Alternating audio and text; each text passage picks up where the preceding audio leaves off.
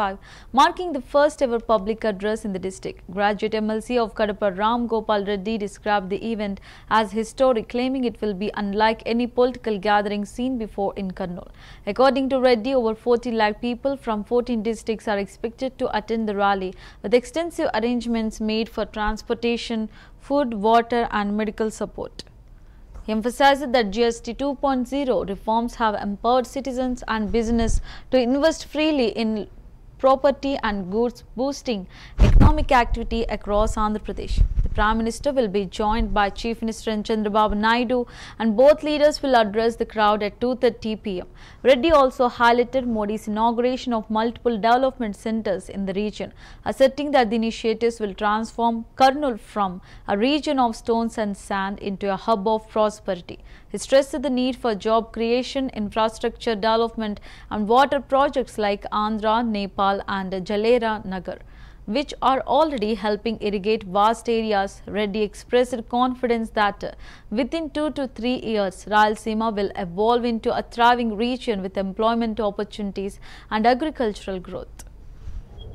కర్నూలు జిల్లా రాజకీయ చరిత్రలోనే గతంలో ఎప్పుడు జరగని విధంగా భవిష్యత్తులో ఎప్పుడు కూడా జరపలేని విధంగా నరేంద్ర మోడీ గారి బహిరంగ సభ జరుగుతుంది. రేపు మధ్యాహ్నం 2:30 గంటలకు భారత ప్రధానమంత్రి నరేంద్ర మోడీ గారు, ఆంధ్రప్రదేశ్ రాష్ట్ర ముఖ్యమంత్రి వర్యులు చంద్రబాబు నాయుడు గారు సభా వేదిక మీదకి వచ్చేసి ఇక్కడికి వచ్చిన లక్షలాది మంది ప్రజలను ఉద్దేశించి ప్రసంగించడం జరుగుతుంది. ఈ 14 ఉమ్మడి కర్నూలు జిల్లాకు సంబంధించిన 14 నియోజకవర్గాల నుంచి దాదాపు 4 లక్షల నుంచి 5 లక్షల మంది ప్రజలు రానున్నారు.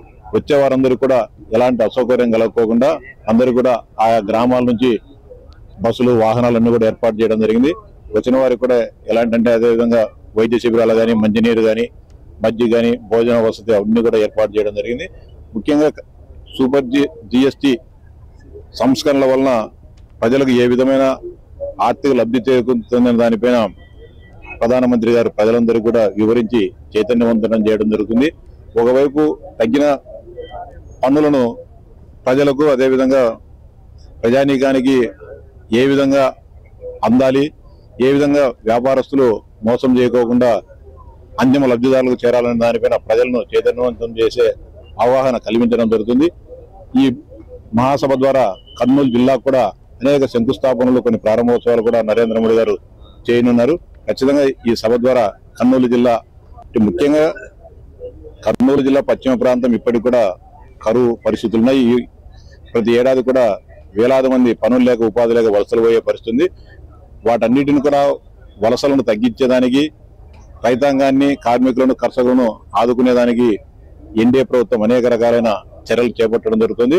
మరికొద్ది 2-3 సంవత్సరాల్లోనే ఖచ్చితంగా ఈ కర్నూలు జిల్లా పశ్చిమ ప్రాంత రూపురేఖలే మారిపోనున్నాయి. ముఖ్యంగా సాగునీటి రంగాన్ని అభివృద్ధి చేయాల్సిన అవసరం ఉంది. అంతేకాకుండా పరిశ్రమలను కూడా ఇతోధికంగా స్థాపించి నిరుద్యోగ యువతకు ఉపాధి అవకాశాలు కల్పిస్తే రాయలసీమ రత్నాల సీమగా మారుతుంది. ఇప్పటికీ అందినీవా ద్వారా కానీ, గాలేరు నగరి ద్వారా కానీ అనేక నియోజకవర్గాల్లో లక్షలాది ఎకరాలకు ఈరోజు నీరు అందుతోంది. అనంతపురం జిల్లాలో గతంలో తాగేదానికి కూడా నీళ్లు లేని పరిస్థితి నుంచి ఈరోజు బ్రహ్మాండంగా పండ్ల తోటలను, కూరగాయల తోటలను పండించే పరిస్థితికి ఈరోజు రావడం జరిగింది. అంతేకాకుండా చిత్తూరు కానీ, కడప జిల్లాలో కానీ అనేక ప్రాంతాల్లో ఈరోజు సాగునీరుకు ఇబ్బంది లేని, సాగునీటికి కానీ తాగునీటికి కానీ ఇబ్బంది లేని పరిస్థితి.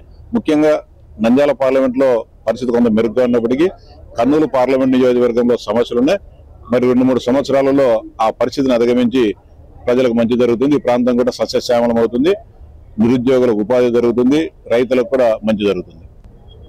కర్నూలు జిల్లా రాజకీయ చరిత్రలోనే గతంలో ఎప్పుడు జరగని విధంగా భవిష్యత్తులో ఎప్పుడు కూడా జరపలేని విధంగా నరేంద్ర మోడీ గారి బహిరంగ సభ జరుగుతుంది.